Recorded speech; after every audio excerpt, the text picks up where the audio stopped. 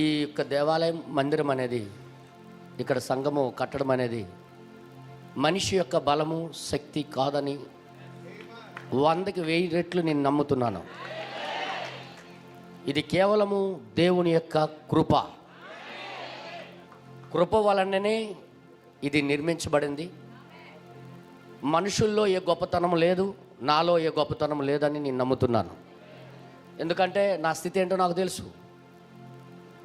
అలాంటిది దేవుడు తన పనిని జరిగించినట్టుగా నా ద్వారా అది జరిగించటం, దానికి ఇది నిర్మించడానికి ఒక ఆలోచన పుట్టినప్పుడు నేను దైవజనుడైన మన ప్రశస్త సహోదరుడు ఆశీస్ లాల్ గారి చేత నేను ఇది మూలరాయి వేయించాలని ఒక ఆశతో ఆ రోజు ప్రార్థన చేశాం. ప్రార్థన చేసేటప్పుడు దేవుడు కృప చూపించి మెల్లమెల్లగా ద్వారాలు తెరవడం ప్రారంభమైంది. నేను అనుకోలేదు, నేనేమో డబ్బు కూడేసుకొని డబ్బు పట్టుకొని మందిరం కట్టడానికి నేనేం దిగలేదు. ఒకటి కేవలం విశ్వాసము ద్వారానే, ఓన్లీ బిలీవ్, కేవలం నమ్మాను. నేను ఎందుకు నమ్మానో దానికి కూడా చెప్తున్నాను. బ్రదర్ ఆశీస్ లాల్ గారు, పాస్టర్ ఆశీస్ లాల్ గారు మూలరాయి వేసే ప్లేస్ ఇదిగో ఈ ప్లేస్లో వేశారు.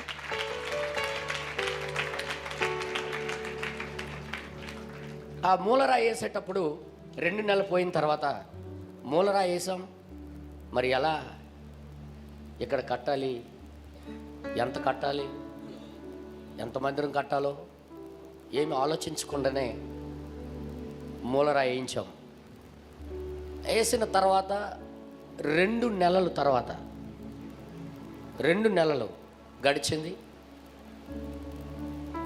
వర్షాకాలం స్టార్ట్ అయింది, వర్షాలు పడడం ప్రారంభమైంది. మే నెల 23వ తారీఖున ఇక్కడ మూలరాయి వేశారు. 2023 మే నెల 23వ తారీఖున ఉదయం ఫస్ట్ ఇక్కడే రాయేశారు. 2 నెలల తర్వాత వర్షాలు స్టార్ట్ అయ్యాయి. వర్షాలు స్టార్ట్ అయ్యేటప్పుడు ఈ ప్లేస్ అంతా మరలా గడ్డి, అనేక రకమైన మొక్కలు లేచిపోయాయి. డబ్బులైతే లేవు, మందిరం ప్రారంభించడానికి కూడా ఏమీ లేదు. కానీ నా విశ్వాసం దేవుడు ఏదో చేయబోతున్నాడని. ఎప్పుడైతే 2 నెలలు పోయిందో ఒక లిల్లీ పుష్పం బ్రదర్ రాయేసిన ప్లేసులో నుండి లేవడం జరిగింది. అరే మేము ఎవరు కూడా లిల్లీ నాటలేదే, లిల్లీని మేమేమి నాటలేదు, వేయలేదు, ఇక్కడికి లిల్లీ ఎలాగొచ్చింది? నేను సడన్గా ప్రేయర్కి బయలుదేరుతున్నాను. అండ్ బండిగూడ ప్రాంతానికి నేను మీటింగ్స్ కోసం బయలుదేరుతున్నప్పుడు సడన్గా ఇటువైపు వచ్చాను. ఒకసారి ప్రభువా, ఎప్పుడు ఈ మందిరం స్టార్ట్ అవుద్ది, ఎప్పుడు మేము ప్రారంభిస్తాం అని ఇటువైపు చూడగానే లిల్లీ పుష్పం తెల్లగా కనబడుతుంది. ఇక్కడ తెల్లగా కనబడుతుంది. అరే ఇది ఎప్పుడు లేచింది, ఇది ఎప్పుడు వచ్చింది అనుకొని నేను వీడియో తీసుకుంటూ దీని దగ్గరికి వచ్చాను. నాకు అర్థమైపోయింది దేవుడు ఇక్కడ సంఘం కనబడుతున్నాడని. బ్రదర్ ఆశీస్ లాల్ గారు పునాది వేసిన దగ్గరే, ఆ మూలరాయి వేసిన దగ్గరే లిల్లీ పుష్పం ఎప్పుడు వచ్చిందో విజయం మందని అర్థమైపోయింది. దేవుడు ఖచ్చితంగా ఇక్కడ నిలబెట్టబోతున్నాడని, ఈ చుట్టుపక్కల ఉన్న ఒక లిల్లీ పుష్పం వధువు ఉందని, వారికి మందిరం అవసరమని దేవుడు సూచన చూపించాడు అక్కడ. హే, నా దగ్గర డబ్బులు లేవు, నిజం చెప్తున్నా, నా దగ్గర డబ్బులు లేవు, అయినా కట్టబోతున్నాం. దేవుడు నిలబెట్టబోతున్నాడు. మన మధ్యలోకి ఈ మందిరం రాబోతుందని ఆ పుష్పమే నాకు తెలియజేసింది. వెంటనే దేవునికి స్తోత్రం చెప్పా, దేవునికి మహిమ పరిచాను, ప్రేయర్కి వెళ్ళాను, అటుండి వచ్చాను.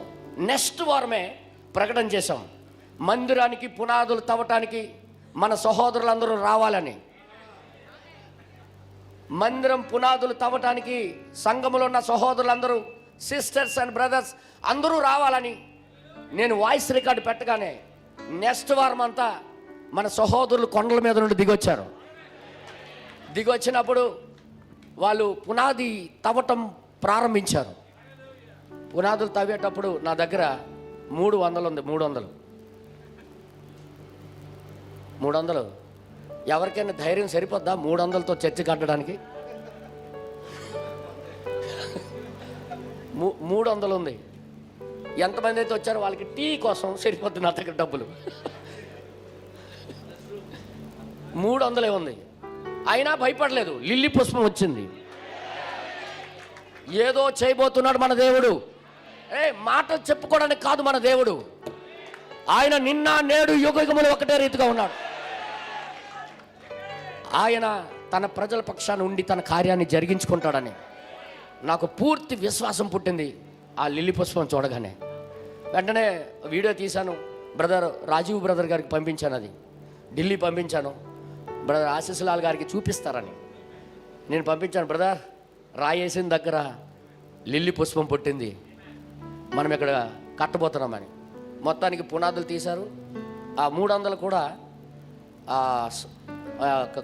కోట ఆయనకి మనము వండుకోవడానికి బియ్యం ఇచ్చిన, మరి సహోదరులు వచ్చిన భోజనం పెట్టడానికి బియ్యము అన్నీ అరువే. విచిత్రం ఏంటంటే అంతా అరువే.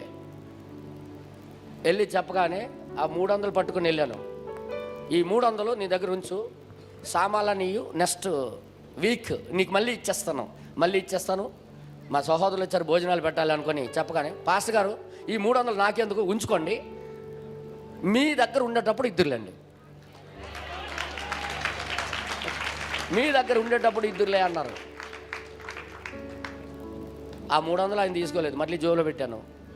ఈ 300 నాకు వదలదేమో అనుకున్నాను నేను. నిజంగా 300 జోబులో పెట్టాను. మరలా సామాన్లను తీసుకుని వచ్చి వాళ్ళు వండేసి భోజనాలు పెట్టి సంతోషంగా ఆనందంతో మా సిస్టర్స్ అండ్ బ్రదర్స్ ఎంత సంతోషంగా ఆ గుమ్ములు తవ్వారంటే, ఎంతమందిని కడదామంటే ఒక్కొక్కరు ఒక్కొక్క లెక్క.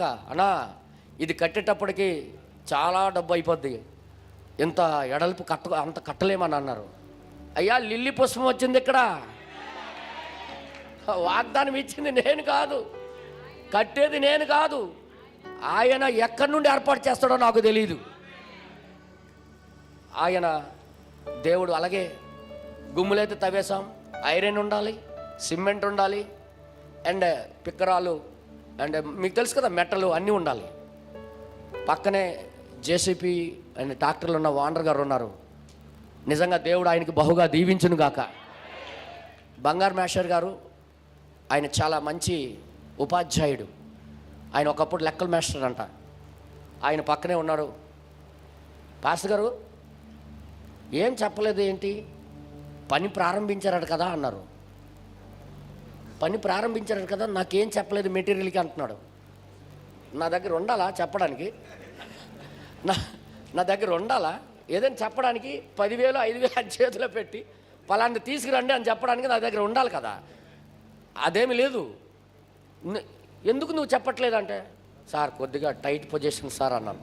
సార్ కొద్దిగా టైట్ పొజిషన్ అంటే, బయటోడవే, డబ్బులు నీకెవడ అడుగుతున్నాడయ్యా, ముందు వేసేస్తాను, పని జరిగించు. మీ దగ్గర ఉండేటప్పుడల్లా కొద్దిగా కట్టేస్తుండండి అన్నాడు. ప్రభువా లిల్లీ పుష్పం గుర్తొస్తుంది నాకు. లిల్లీ పుష్పం గుర్తొస్తుంది. మొత్తం చర్చికి సరిపడినంత మెటీరియల్ కొన్ని లక్షల రూపాయలు ఆయన పూర్తిగా అరువు ఇచ్చాడండి. నిజంగా అతని కోసం మనం ఒకసారి బంగారం మేషారి కోసం చప్పట్లు కొట్టాలి.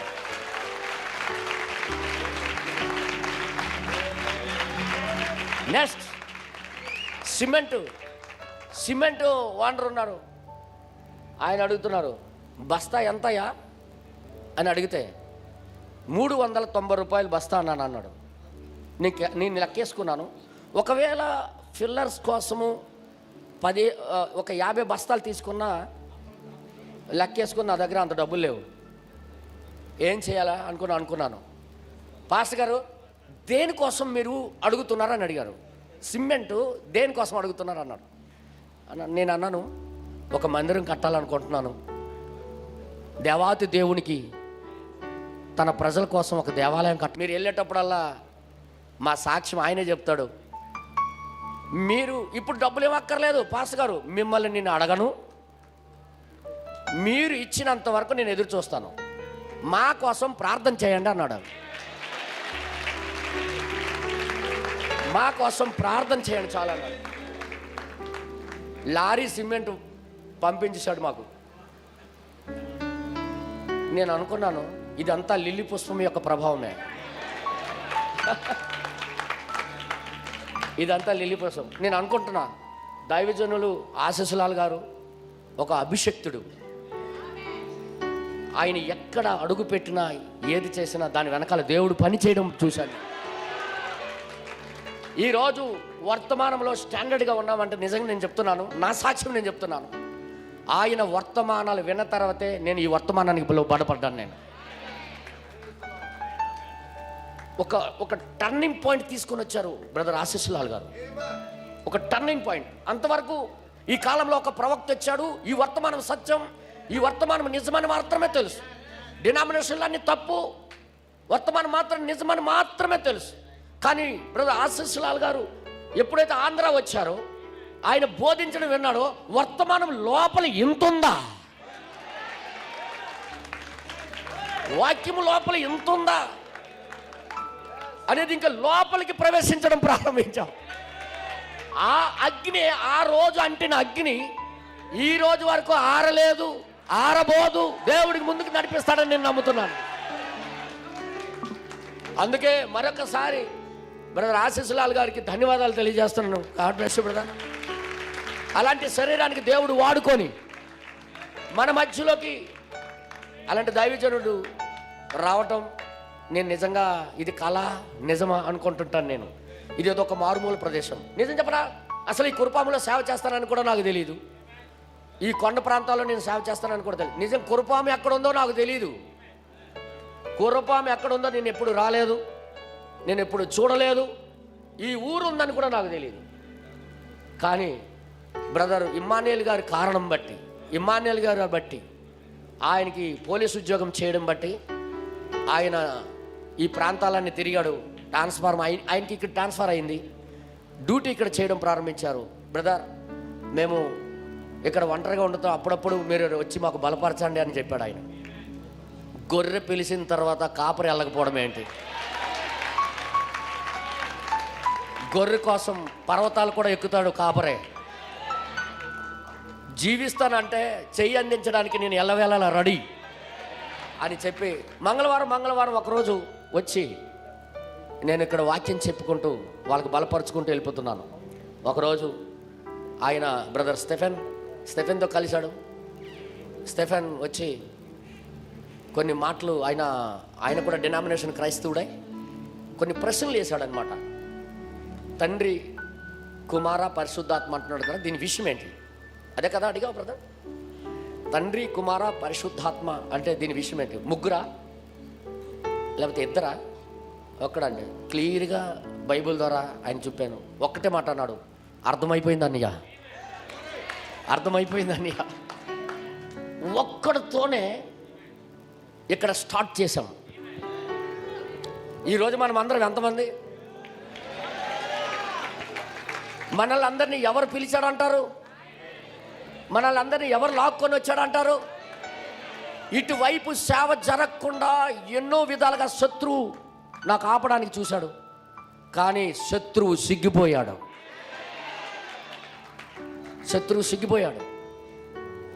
అంత గొప్పగా దేవుడు ఈ ప్రాంతంలో తన వాక్యానికి తీసుకుని వెళ్ళడానికి, అదంతా చెప్తే చాలా టైం అయిపోద్ది, నాకు తెలుసు ఆ విషయం, నేను చెప్పలేను. నేను ఆ కొండల వైపు ఈ వర్తమానం బుక్స్ పట్టుకొని, ఈ వర్తమానాలు ఇలాగ పట్టుకొని ఆ కొండలు ఎక్కుతుంటే, ఆ పైకి ఎక్కుతుంటే నేను అనుకున్నాను, వీళ్ళకేం పని లేదా, ఇంత చివరికి ఎక్కిపోయారు వీళ్ళు, కింద ప్లేస్ ఉంది కదా మైదాన భూమి, అక్కడ ఉన్న ఇల్లులు కట్టుకోవచ్చు కదా అంటే పైన కట్టుకున్నారు. అక్కడ నుంచి ఒక అతను ఇక్కడ పాస్టర్ గారు కాల వర్తమానం చెప్తున్నాడంట. చివరి కాల వర్తమానం అంట. అది ఏంటో నేను తెలుసుకోవాలని నేను వచ్చానని 2 రోజులు వచ్చాడంట నాకు ఎతకటానికి. తర్వాత నాకు తెలిసింది అది ఎక్కడ కాదు, పాములు గీసాడ మీద చిన్నరాయి కొన. పాములు గీసాడ పైన ఉంది చిన్నరాయి కొన. చిన్నరాయి కొన నుండి ఒక సహోదరుడు వచ్చాడంటే నా కోసం వచ్చాడా? ఎందుకు అంటే ఏదో వర్తమానం చెప్తాను వింటామనుకుని వచ్చాడండి. ఆయన ఎవరో మాకు తెలియదంటే నేను వెళ్ళాను అక్కడికి. ఎత్తుక్కుంటూ వెళ్ళేటప్పుడు ఫస్ట్ టైం పర్వతం ఎక్కుతున్నప్పుడు గొప్ప అలసట కలిగింది. ఒక 10 అడుగులు పైకి ఎక్కడం, అక్కడ కూర్చోవడం, ఇంకా 10 అడుగులు ఎక్కడం, కూర్చోవడం, ఇంకొక 30 అడుగులు ఎక్కడం, కూర్చోవడం, అలా అలా అలా అలా అలా మధ్యాహ్నము 2 గంటలకు చేరాను ఆ పైకి. ఉదయం 8 గంటలకు బయలుదేరితే మధ్యాహ్నం 2 గంటల వరకు పర్వతం ఎక్కుతూనే ఉన్నాను. లాస్ట్గా ఆ ఊరికి చేరాను. బ్రదర్ ఫలానా వ్యక్తి అంట ఎవరు నా కోసం వచ్చారంట కదా, ఎక్కడున్నారంటే ఆయన ఆ కొండల్లోకి ఎక్కడో పని కోసం వెళ్ళిపోయాడు, ఇప్పుడే వెళ్ళిపోయాడని అన్నారు. ఆయన వచ్చినంత వరకు నేను ఇక్కడే కూర్చుంటాను. ఆయనకి రాత్రికి వస్తే రాత్రి వరకు ఇక్కడే కూర్చుంటాను. ఆయనకి మాత్రం వదిలి వెళ్ళకూడదని ఆయన కోసం ఎదురు చూసి కూర్చొని మొత్తానికి ఒక కౌరు తీసుకుని వెళ్ళారు. బ్రదర్ మీకోసం ఎవరో వచ్చారు, ఆయన దగ్గర కొన్ని బుక్స్ ఉన్నాయి, ఆ బుక్స్ మీద గెద్ద బొమ్మలు ఉన్నాయి. ఆయన ఎవరన్నా ఆయన కౌరు పెడితే మళ్ళీ ఆయన రావడం, కూర్చోబెట్టి మాట్లాడడం. అనియా మీరు పలానా దగ్గర మీటింగ్ జరిపించినప్పుడు మీరు మాట్లాడుతుంటే ఆ మాటలు నా హృదయానికి తాకాయి. ఏమన్నప్పుడు ఇది సత్యమన్నా, నాకు కొన్ని బుక్స్ ఇవ్వండి అంటే దానికోసమే కదరా నాన్న వచ్చాను, నన్ను తీసుకోరా బాబా అన్నాను. మెసేజ్ ఎప్పుడైతే ఇచ్చానో ఆయన చదవడం ప్రారంభించాడు. వాళ్ళ ఊరోళ్ళందరూ కూడా ఆయనకి వెలివేశారు. నువ్వేంటి మేము పూర్వం నుండి వచ్చిన భక్తికి నువ్వు ఖండిస్తున్నావేంటి అనుకొని వెళ్ళేసిన ఆయన నిలబడ్డాడు, వాక్యపక్షాన్ని నిలబడ్డాడు. నాతో చెప్పాడు, బ్రదర్ మా ఊరోళ్ళందరూ మాకు వెలివేశారు, ఏం చేయాలంటే ఏం పర్వాలేదు తమ్ముడు, మేము పలానా ఇంట్లో ప్రేయర్ చేసుకుంటున్నాము, నువ్వు రావటానికి ప్రయత్నం చేయి, లేదా నేనే వస్తా అనేసాను. కానీ నాకు గొప్ప భయమే. ఒక్కసారి ఎక్కేసరికి ఎంత టైం పట్టింది, మరొక్కసారి ఎక్కాలంటే ఎంత కష్టం. అయినప్పటికి కూడా ఆయనకి జయించాలి, ఆయన పట్టుకోవాలి, విడిచిపెట్టలేదు. ఆయన ఒక్కడే ఫస్ట్ టైం మొట్టమొదటిసారిగా ఈ కొండల్లో నుండి బయటకు వచ్చాడు. ఆయన ఒక్కడే. అప్పటి నుంచి ప్రతి కొండకి చూశాను. ఆ చివరి నుండి రాయి కొండ నుండి చూస్తే ప్రతి కొండ కూడా పైన ఆకాశాల కింద పరిగెడుతుంటాయి, మేఘాలు కింద నుండి పరిగెడుతుంటాయి. ఆ మీద నుండి చూస్తే ఈ కొండలవన్నీ ప్రభా ఈ మెసేజ్ ఈ ప్రాంతాన్ని అంతటా కూడా ఎలాగెళ్తుంది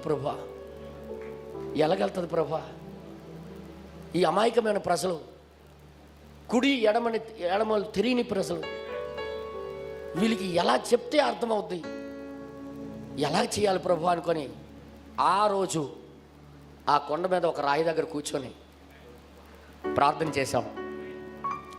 ఆ ప్రార్థన దేవుడు విన్నాడు. దాని ప్రతిఫలమే ఈ రోజంతా మీరందరూ వచ్చారు.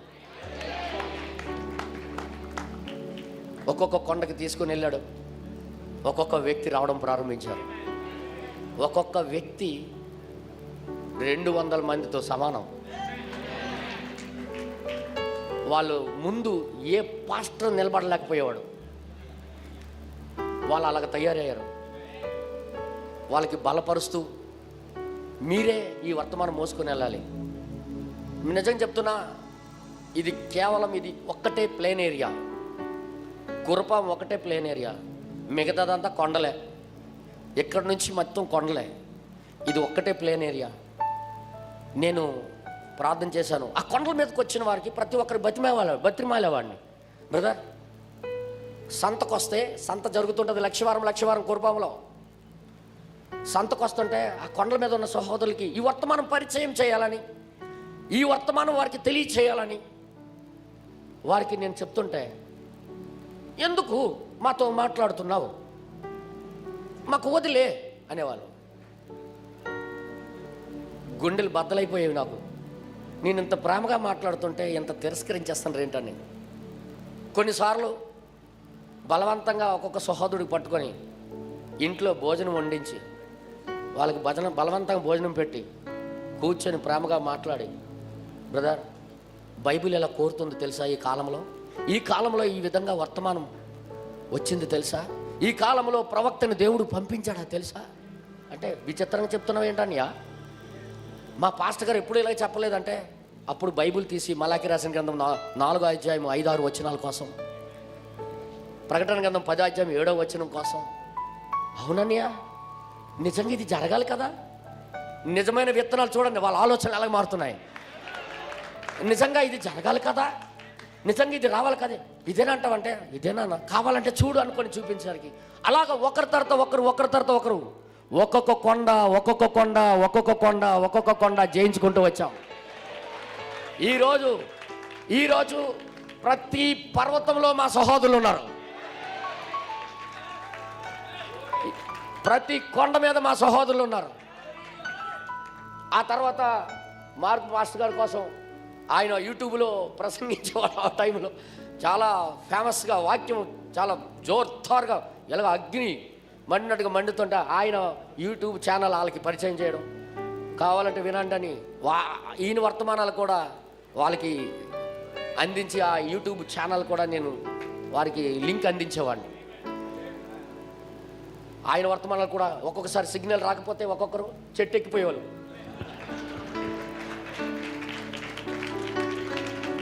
చెట్టు చివరికి వెళ్ళి నెట్ కోసం ఎదురు చూసేవాళ్ళు అనమాట.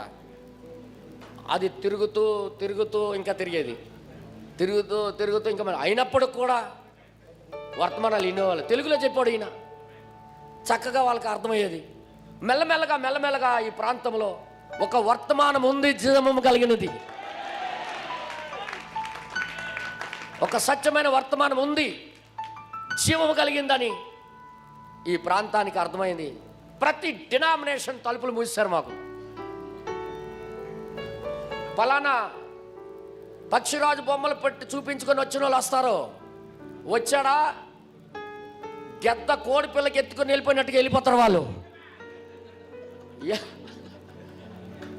ఎవరు కూడా ఓబేద్ అనే పేరు కలిగిన వాడికి రానేవద్దు అనుకొని ప్రతి డినామినేషన్ వాళ్ళు నా గురించి మీటింగ్ ప్రతిరోజు డైలీ వారెవరో నాకు తెలియదు, నేనెవరో వాళ్ళకి తెలుసట. ప్రతి సంఘస్థులు మాకు రానివ్వకుండా అడ్డుబండలు వేశారు. కానీ విచిత్రం ఏంటో తెలుసా, వాళ్ళు అలాగ వేయటమే గొప్ప మేలు జరిగింది. ఎలా చెప్పనా అసలు ఈ పాస్టర్ గారు అంటే మేము మారిపోతామట. ఏంటో ఈ పాస్టర్ గారు మాట్లాడితే ఎలాంటి వారికైనా వదిలేసి వెళ్ళిపోతామంట. ఏంటో అని దొంగతనంగా ఇన్నోళ్ళు ఉన్నారు. దేవుడే వాళ్ళు దొంగతనంగా వినేటప్పుడే పట్టబడిపోయే వాళ్ళు వాళ్ళే వెళ్ళి ఎలాగైతే దొంగతనంగా విన్నాలో వాళ్ళే వెళ్ళి ఆయన ఏమి తప్పు చెప్పట్లేదు, వాళ్ళ పాస్టర్లతో ఆయన ఏమి తప్పు చెప్పట్లే, ప్రతి మాట బైబిల్లో చూపిస్తున్నాడు ఆయన. ఒక్కొక్కరు అలాగే మరి బల్లేరు కూడా సంఘస్థులు కూడా పూర్తిగా తీర్మానం చేసుకున్నారు. ఓబేద్ వస్తే మా ఊరు వైపు నుండి గట్ట వస్తే 2 కాలు ఇరిచేద్దాం, 2 కాలు ఇరిచేద్దాం. మా వైపు వస్తే ఈయనకి 2 కాలు ఇరిచేద్దాం. బర్నబాస్ పాస్టర్ ఒకసారి నిలబడండి. ఇదిగో ఈయనే సంస్థలో పనిచేసేవాడు ఆయన. సంస్థ చెప్పిన బోధ ఆయనకి తెలుసు పాపం. వీళ్ళే నా గురించి మీటింగ్ పెట్టుకున్నవారు వాళ్ళ ఊరిలో. నిజమా కాదా బ్రదర్? అందరూ చెప్పండి, అందరూ ఒక చప్పట్లు కొట్టండి సహోదరుడి కోసం.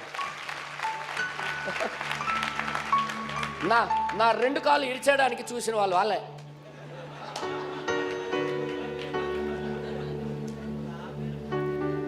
కానీ ఇప్పుడు దేవుడు ఎలా మార్చాడు చెప్పనా? వాళ్ళు ఊరికి వెళ్ళకపోతే వాళ్ళకి చాలా బాధపడిపోతున్నారు వాళ్ళు.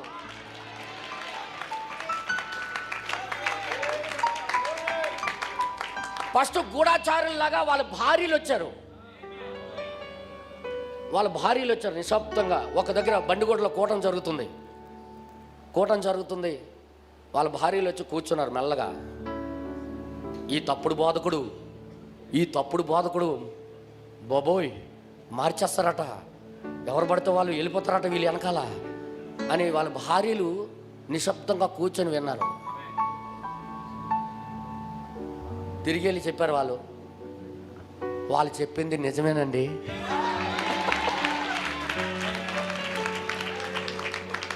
అప్పుడు వీళ్ళు ఏమన్నారు తెలుసా? అబ్బే మేము అలాంటి గారు నమ్మము, మేము అలాంటిది గారు చేయము అని పట్టుపట్టిందో వీళ్ళే. ఒకవేళ మీరు నమ్మకపోతే మేము ఇంటికి రానివ్వమన్నారు వాళ్ళు.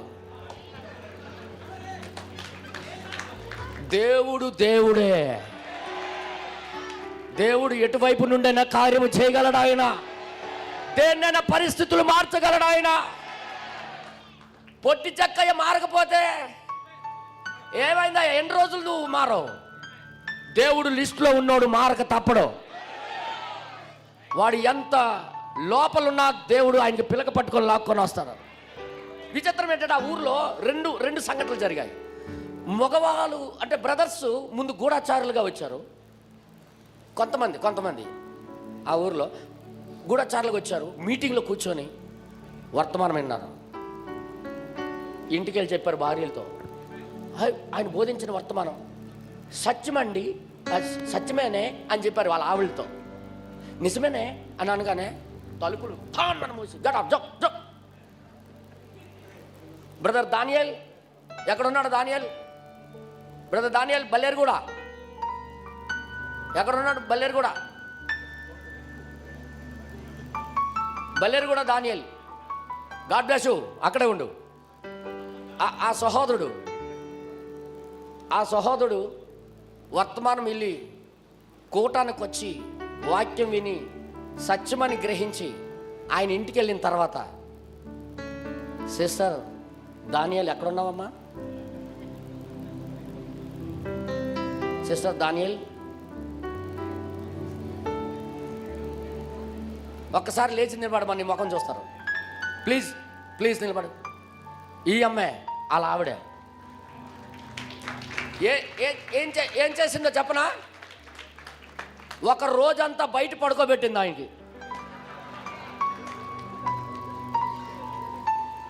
బయట పడుకోబెట్టింది, ఇంట్లోకి రానివ్వలేదు. సత్యము గ్రహించినందుకు.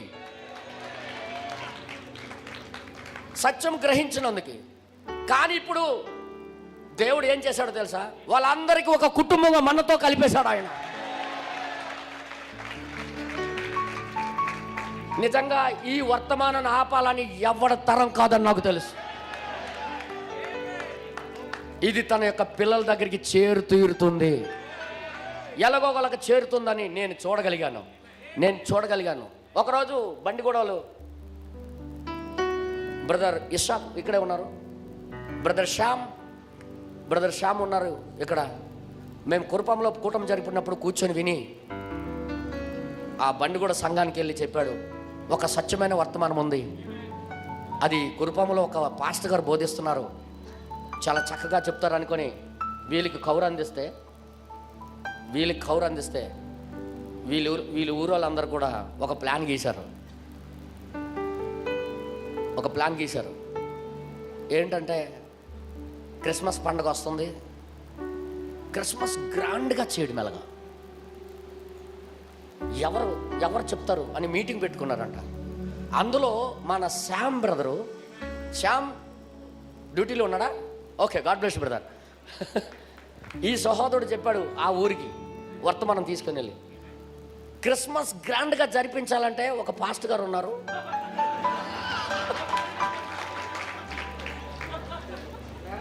ఆయనకి పిలిస్తే ఆ మీటింగ్లో, వాళ్ళ మీటింగ్ జరిపించుకున్న మీటింగ్లో ఈయన లేచి ఒక గ్రాండ్గా చెప్తారు, ఒక అన్నయ్య ఉన్నాడు, ఆయన పిలిస్తే సూపర్గా క్రిస్మస్ ఇంకా గ్రాండ్గా జరిపించవచ్చు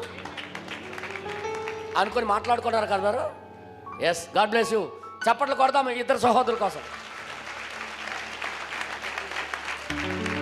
ఆ రోజు డిసెంబర్ 25 నాకు పిలిచారు. ఎవరికి పిలకూడదో వాడికే పిలిచారు వాళ్ళు. ఎవరికి పిలకూడదో వాడికే పిలిచారు వాళ్ళు.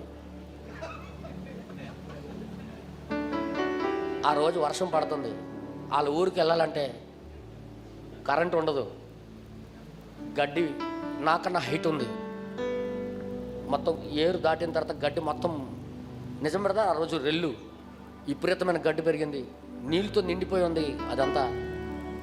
అటు వెళ్ళాలంటే త్రోవ నాకు తెలియదు, కానీ వెళ్ళాలి. వాళ్ళు ఏం జరిపించుకుంటారంటే క్రిస్మస్ గ్రాండ్గా జరిపించుకుంటాం, క్రిస్మస్గా గ్రాండ్గా చెప్తారు. ఆ పాస్టర్ గారు ఇచ్చి అనుకుని ఎదురు చూస్తున్నారు. అందరూ కూర్చున్నారు, రమారమి ఎంత 100 మంది దగ్గర కూర్చున్నారు, 100 మంది దగ్గర కూర్చున్నారు. గ్రాండ్గా చెప్పు. నేను ఆ గడ్డిని ఇలా చేసుకుంటూ వెళ్ళాను లోపలికి. అనేకమైన పాములు, విషపూరితమైన పాములు ఉంటాయి, కానీ నేను భయపడలేదు. ఎందుకో తెలుసా? నేను పట్టుకున్నది అగ్ని. నేను పట్టుకున్నది అగ్ని.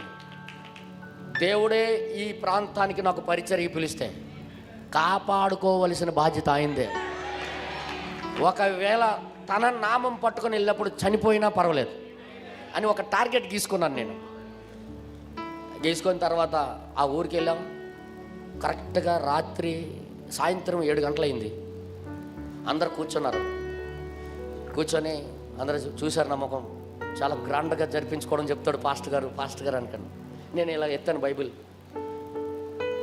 ఇందులో ఉన్నది చెప్పమంటారా, అబద్ధం చెప్పమంటారా అని అడిగాను. First question. వాళ్ళందరూ అబద్ధం మాకెందుకు, సత్యమే చెప్పండి, ఇందులో ఉన్నదే చెప్పండి అని చెప్పారు. మీరు కోరుకున్నట్టుగా నేను సత్యమే చెప్తాను. ఒక్కటి కూడా నేను అబద్ధం చెప్పను.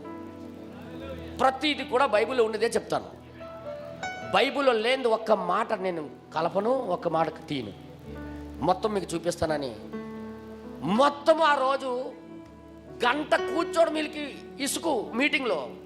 అలాంటిది 2.5 గంటలు కదలకుండా అలా కూర్చుండిపోయారు.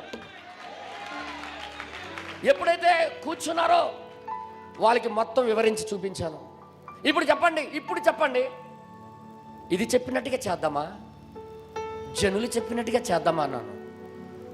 మాకొద్దు, మనుషులు చెప్పింది మాకొద్దు, దేవుడు చెప్పిందే మాకు కావాలి. ఊరు మొత్తము కూడా ఒక్క రాత్రిలోనే వర్తమానం వైపు తిరగడం జరిగింది అన్నమాట. ఇలాగ ఈ వర్తమానం వ్యాపిస్తుంటే డినామినేషన్ పాస్టర్లోకి గుండెల్లో వణుకు పుట్టడం ప్రారంభమైంది. ఒరే బాబు ఇలాగే సాగితే మన సంఘాలకి తాళాలు వేయాలా, వీడికి ఆపాల, లాభం లేదని నా దగ్గరికి 2 వ్యక్తులు పంపించారు. ఇప్పటికి నేను మర్చిపోను. వాళ్ళు కత్తి పట్టుకొని వచ్చి ఇలా కీడుతూ, పాస్టర్ గారు బాగున్నారా అన్నారు. కత్తి పట్టుకొని ఇదేం పలకరింపురా బాబు అనుకుంటున్నాను నేను. కత్తి పట్టుకొని కీడుతూ, పాస్టర్ గారు బాగున్నారా? ఒకటండి, మా ఏరియాలో ఒక అలవాటు ఉంది. ఏదైనా మాకు నచ్చకపోయింది చేసిన వారికి, మా పర్మిషన్ లేకుండా వచ్చిన వారికి మేము ఈ అడ్రస్లు ఉండనివ్వకుండా చేస్తుంటారు సార్ అన్నాడు.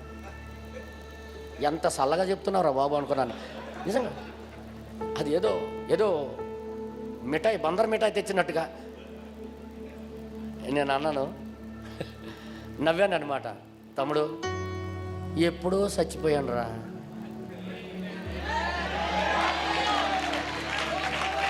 ఎప్పుడో చచ్చిపోయాను.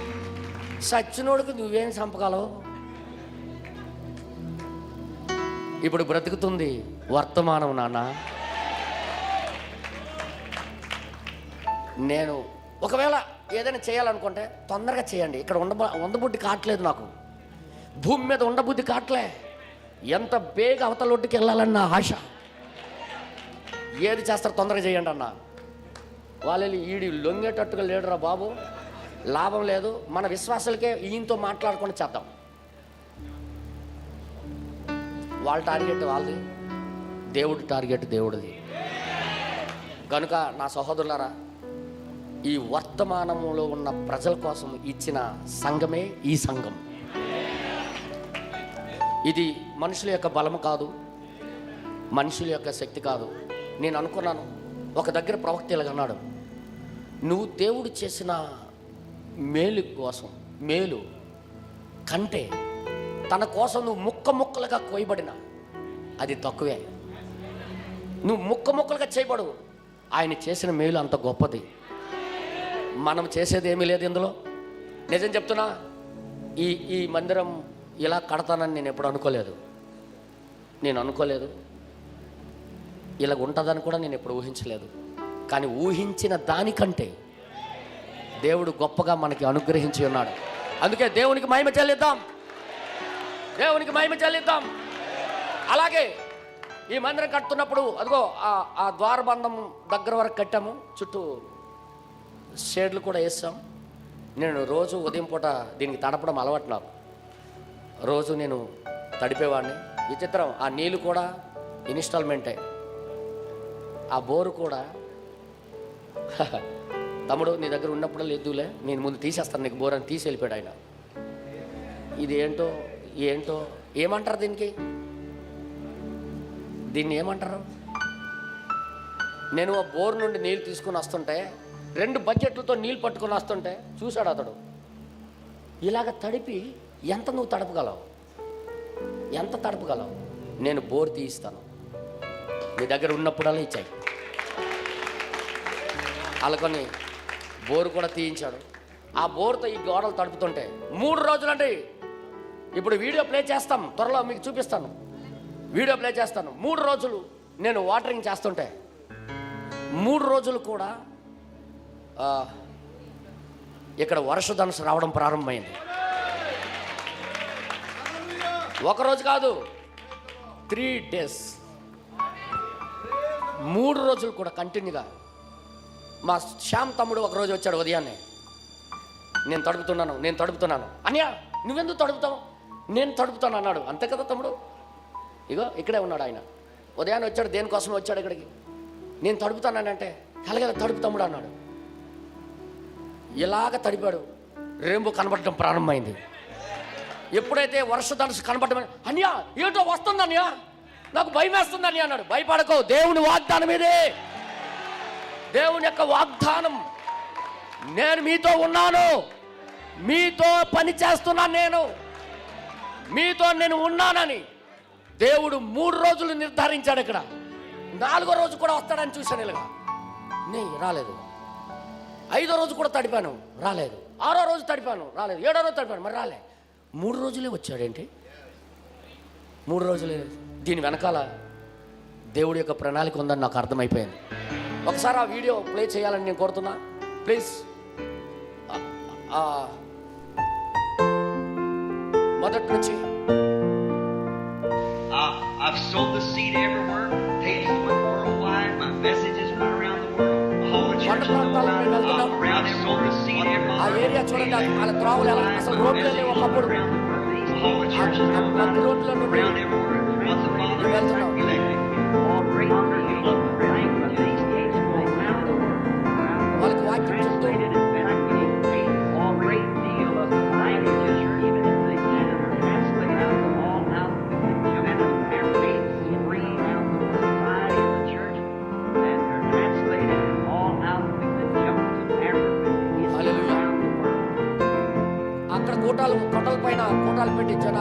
బాప్తిసం వైపు నడిపిస్తున్నాం.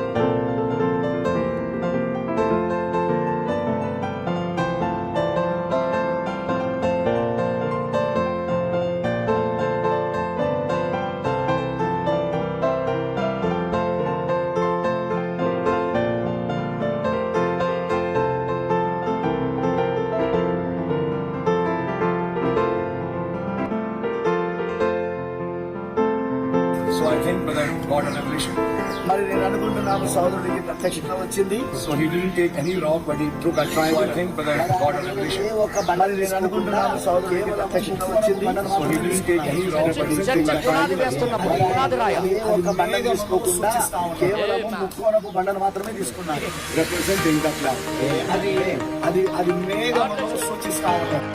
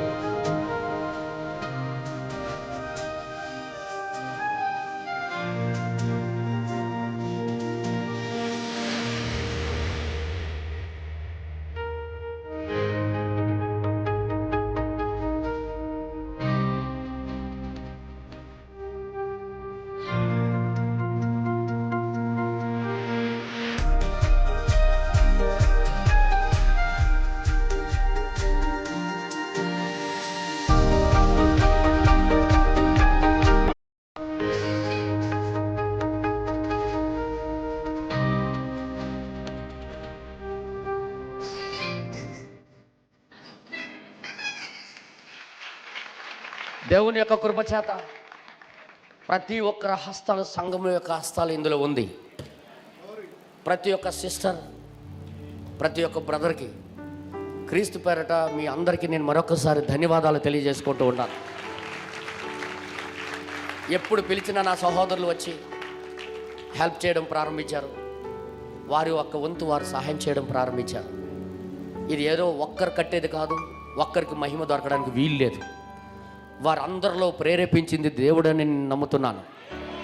కొంతమంది సిస్టర్స్ ఈ చర్చి పని కోసం ఉదయాన్నే వచ్చి ఇక్కడ కూర్చునేవారు. అన్నయ్య చర్చి పని ఏం చేయమంటావు అన్నయ్య అనేవారు.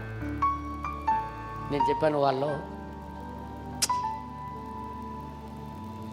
ఇలాంటి ప్రేమ, ఇలాంటి ఆప్యాయత ఎవరు పెట్టారు? ఎవరు పెట్టారు? ఎవరు రమ్మంటున్నారు? ఎవరు వాళ్ళకి ఆకర్షిస్తున్నారు అనుకున్నాను. ఇది దేవుడే చేయించాడని నేను నమ్ముతున్నాను. అలాగే మొత్తం పని ముగించేసాం. ముగించేలోగా మరొక పెద్ద సమస్య వచ్చి పడింది సంఘం మీద. ఆ సమస్య ఏంటో కాదు, మా సంఘ పెద్ద భార్య చనిపోబోతుందని ఒక వార్త. ఇమ్యూనిటీ పవర్, ఇమ్యూనిటీ శక్తి తనకు ఏ శక్తి అయితే వినియోగించి మనము జీవిస్తూ ఉంటామో ఆ శక్తి తన మీద దాడి చేసి చంపేస్తుందని డాక్టర్లు తెలియజేశారు. ఊపిరితిత్తులు పూర్తిగా రక్తంతో నిండిపోయింది. పూర్తిగా ఊపిరితిత్తులు 80% కూడా పోయింది. ఇప్పుడే ఈ 5-6 రోజుల్లోనే ఇతలేమో చర్చ్ ఓపెనింగ్ కోసం డేట్ ఫిక్స్ అయిపోయింది. మీటింగ్ ముందు ఏంటి సమస్య అని బాధతో మరలా సంఘం అంతా ప్రార్థన చేశాం. కేజెచ్ ఇక్కడ పార్వతపురం తీసుకెళ్లారు. ఇక్కడ బాగా అవుతుంది, ఇమీడియట్గా మీరు విశాఖపట్నం కేజెచ్కి తీసుకెళ్ళిపోండి అన్నారు. అదిగో మా సహోదరుడు ఇక్కడే ఉన్నాడు, మనషే. ఒకసారి లేచి నిలబడదు తమ్ముడు, అందరు చప్పట్లు కొడదాం సహోదరుడు కోసం. ఆయన తన భార్యే లోపల లెన్స్ అని కూడా ఊపిరితిత్తులు పోయాయి. మరి దీనికి డాక్టర్ ఎవరు లేరు అని చెప్తున్నారు. డాక్టర్ లేకపోతే ఆ రోగం ఎవరు చూస్తారు అసలు? ఇలాంటి రోగం లక్షల్లో ఒక్కరికి వస్తారని చెప్పారు వాళ్ళు. 1,00,000 మందిలో ఒక్కరికి వస్తుంది. చాలా బాధ వాతావరణం ఏర్పడింది. మళ్ళీ ఇంత సంతోషంలో దేవుడు కృప చూపించి జరిపించాడు. ఎంతవరకు ఏంటి సమస్య? ఇంత సమస్యలో ఎలాగ మేము ఓపెనింగ్ చేయాలని ఒక బాధతో హృదయం పగిలేటట్టుగా ఏడ్చాము. ప్రార్థన చేసాం సంఘమంతా కలిసి. హాస్పిటల్కి చేరిస్తే ఒక రోజుకి ఒక ఇంజెక్షను 28,000 27,000 రూపాయలు. అలాంటిది 4 ఇంజెక్షన్లు వేయాలి రోజుకి. అదే నాకు గ్యారంటీ కాదు. ఆ డాక్టర్ కూడా అంటారు, ఈమె కోసం మీ పిల్లల భవిష్యత్తు ఎందుకు పాడు చేస్తారు? మీ ఇల్లు పొల్లులు అమ్ముకొని ఇక్కడికి ఎందుకు డబ్బులు తీసుకొని వస్తారు? ఈమె బతకడానికి చాయిస్ లేదు. ఎందుకు ఉన్న వాళ్ళు కూడా కొద్దిగా సంతోషంగా ఉండనివ్వండి అని ఆ డాక్టర్ అమ్మలే చెప్పేస్తుంటే ఎవరి దగ్గరికి వెళ్ళాలి ఇప్పుడు మనం? కానీ నాకు ఒక వర్తమానం దొరికింది ఆ టైంలో. ఆ వర్తమానం చదివాను. నువ్వుకి ఏదైనా సమస్య ఉంటే వెళ్ళి ఆ బండతో మాట్లాడు. డాక్టర్లు చనిపోతారు అన్నాడా? డాక్టర్లు వదిలేశారా? నువ్వు చనిపోతావు అన్నాడా? ఇలాంటి టైంలో ఆ బండతో మాట్లాడు అన్నాడు ఆ వర్తమానంలో. ఎప్పుడైతే ఆ వర్తమానం తీసి చదివానో దేవుని ఆదరణ లభించేసింది. మరలా ఎప్పుడైతే చదివానో ఆ వర్తమానంలో చదివే వెళ్ళాను. హాస్పిటల్కి వెళ్ళాను. చెల్లి మీద చేసి, చెల్లి భయపడద్దు, విశ్వాసం కలిగి నిలబడు, ఇది మనకు చివరి పరీక్ష. మరణాన్ని జయించబోతున్నాం మనం. నువ్వేం భయపడద్దు, విశ్వాసం ఉంచమ్మా. డాక్టర్లు వదిలేసినప్పుడే, మా ప్రవక్త చెప్పాడు కదా, డాక్టర్లు వదిలేసినప్పుడే దేవుడి వైపు నువ్వు తిరిగితే పిలుస్తాడు. ఎలాంటి జంక్షన్లో దేవుడు కలుస్తానన్నాడు, ఎలాంటి జంక్షన్లో ఆయన కలుస్తానన్నాడు. అన్ని ఆశలు వదులుకున్నప్పుడు, అన్ని ఆశలు లేనప్పుడు దేవుడు దిగి వచ్చి సహాయం చేసే దేవుడు. అదే మాటలు హాస్పిటల్లో చెప్పాను ఆమెకి. అదే మాటలు చెప్పుకొని ప్రార్థన చేసి బయటకు వచ్చి చెప్పాను, మరణకళ ఆమెలో లేదు మనిషే అన్నాను. మరణకళ ఆమెలో లేదు మనిషే అనగానే, అవును బ్రదర్ నాకు అలాగే అనిపిస్తుంది అన్నాడు ఆయన. ఏ డాక్టర్లు అయితే తీసుకెళ్ళిపోమన్నారో, ఇది అవ్వదన్నారో, ఏ డాక్టరే ఇది ఎవరు బాగు చేయలేరు అన్నారో, ఆ డాక్టర్లే వచ్చి మీ ఆవిడికి మరణం దాటిపోయింది. ఈ శుభ సమయంలో ఈ వారంలో దేవుడు గొప్ప అద్భుతం మా సంఘములో చేసి ఉన్నాడు. ఆమెకి 2-3 పట్టుకొని హాస్పిటల్లో బాత్రూమ్కి తీసుకుని వెళ్తుంటే నడవలేని పరిస్థితి, లెగలేని పరిస్థితి. కానీ ఎప్పుడైతే దేవుడు దిగొచ్చాడో ఇప్పుడు తనంతట తానే బాత్రూమ్కి వెళ్తుంది, తనంతట తానే తన కార్యాలు చేసుకుంటుంది. నేను అనుకున్నాను, మరణము దాటించే దేవుడు మన దేవుడు. నిజం చెప్తున్నా, ఈ వర్తమానం ముందు మరణము కూడా నిలబడదు. ఈ వర్తమానం ముందు నిలబడదు. దీని మీద పూర్తిగా ఆనుకున్న వారికి, పూర్తిగా వారి జీవితంలోకి ఇది తీసుకున్న వారికి మరణము లేనే లేదు. అందుకే బలిపీఠం మీద ఏం రాశామో చూసారా?